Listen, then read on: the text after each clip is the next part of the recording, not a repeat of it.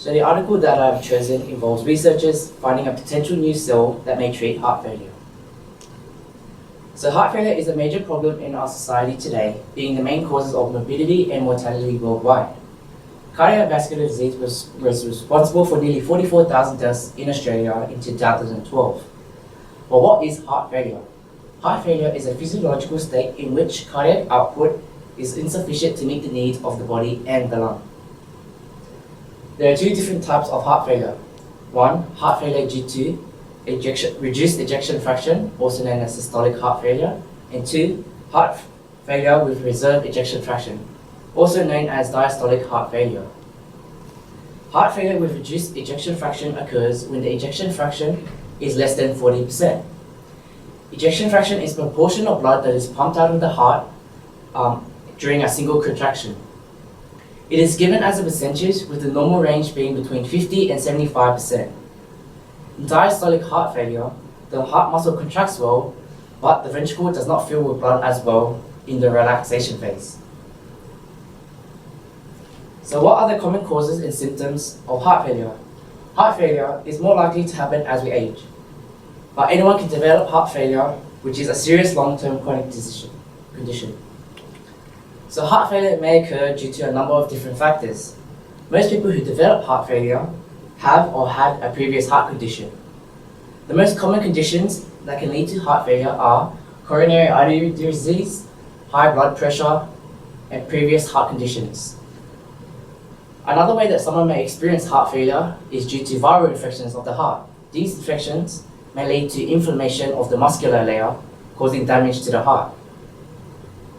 There are also a variety of symptoms that are associated with heart failure.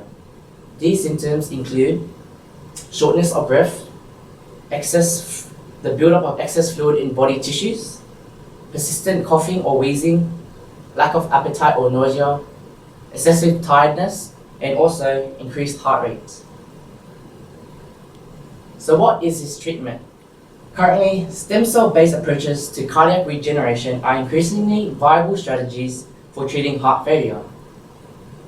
The problem, however, is generating abundant and functional autologous cells for transplantation. In this article, the researchers focus on cells in the heart called cardiovascular progenitor cells, or CPCs for short.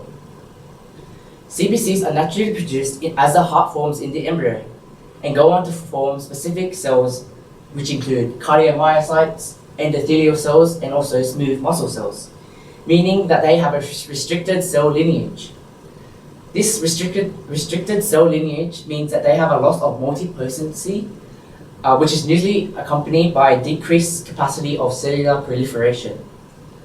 So the researchers thought that by isolating CPCs that can extensively self-renew and possess multiple but restricted potentials to directly differentiate into the three cardiovascular cell types, they can encourage the development of more effective and potentially safer therapies for cardiac regeneration.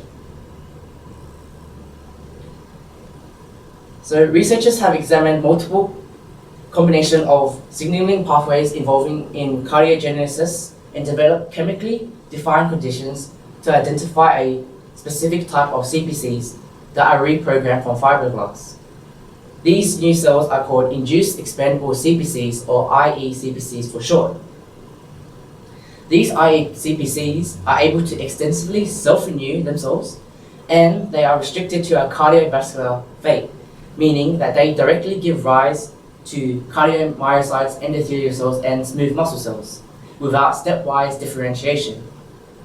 These induced expandable CPCs can robustly self-renew for more than 18 passengers and still maintain their morphology, gene expression pattern, and multiple but lineage-restricted potentials to differentiate into the three cardiovascular cells within the heart.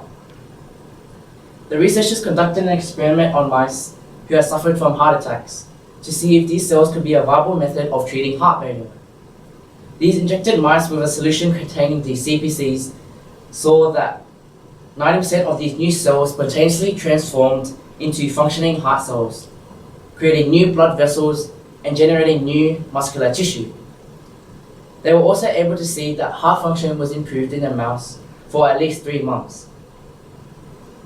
This shows how IECBCs are a powerful system to study cardiovascular specification and provide strategies for regenerative medicine in the heart.